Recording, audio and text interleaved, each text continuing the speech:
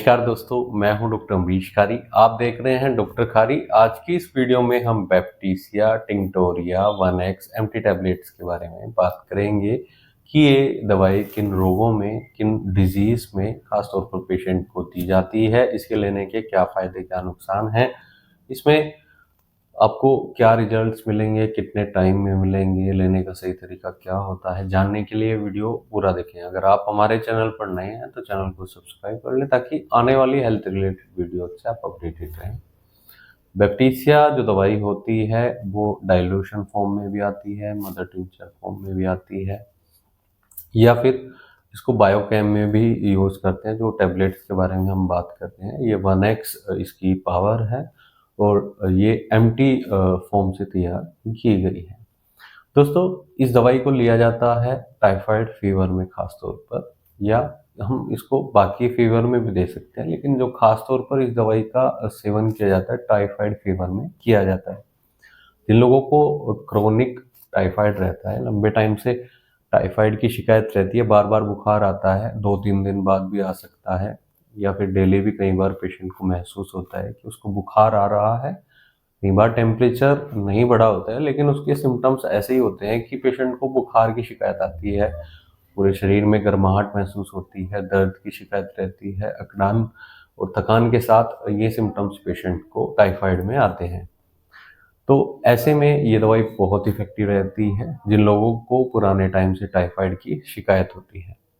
इसके अलावा इसे हम सेप्टिक कंडीशन में भी दे सकते हैं, यानी जिन लोगों को सेप्टिक इन्फेक्शन हो गया है उसके बाद बुखार के सिम्टम्स आ रहे हैं, तो ऐसे लोगों में भी ये दवाई बहुत इफेक्टिव रहती है।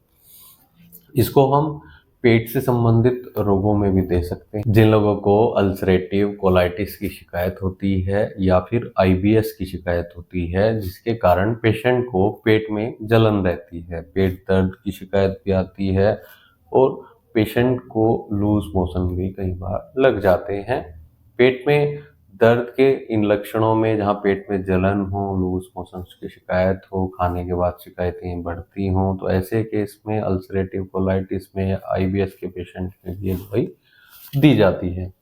इसके अलावा इसके अंदर जो गुण होते हैं वो होते हैं एंटी इन्फ्लामेटरी, एंटीपायरेटिक, जो सूजन को कम करती है हमारे शरीर में। दवाई को इम्यून सिस्टम को मजबूत करने के लिए भी दिया जाता है। इम्यूनिटी को स्टिमुलेट करने का ये दवाई काम करती है। जिनकी रोग प्रतिरोधक क्षमता कमजोर होती है, जिसके कारण बच्चे या बड़े भी अगर बार बार बीमार होते रहते हैं, फीवरिश कंडीशन देखने को मिलती है, हमेशा बुखार के सिम्टम्स आते हैं, कमजोरी महसूस होती है, सिकनेस फील होती है, तो ऐसे केस में दवाई हम पेशेंट को देते हैं।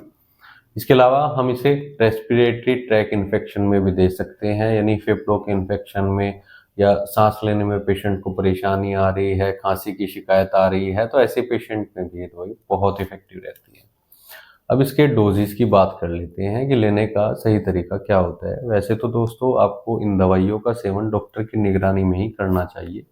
किसी को भी अगर बुखार की शिकायत है, टाइफाइड फीवर आता है या पेट से संबंधित कोई भी डिजीज है, तो एक बार अपने होम्योपैथी डॉक्टर से कंसल्ट जरूर कर लें। कुछ टेस्ट कराएंगे आपके, उसके बाद या लेटेस्ट रिपोर्ट आप उनको दिखाओगे, तभी डिसाइड होगा कि आपको कौन सी पोटेंसी, कौन सी दवाइयाँ और उनकी क्या क्या डोज दी जाएंगी।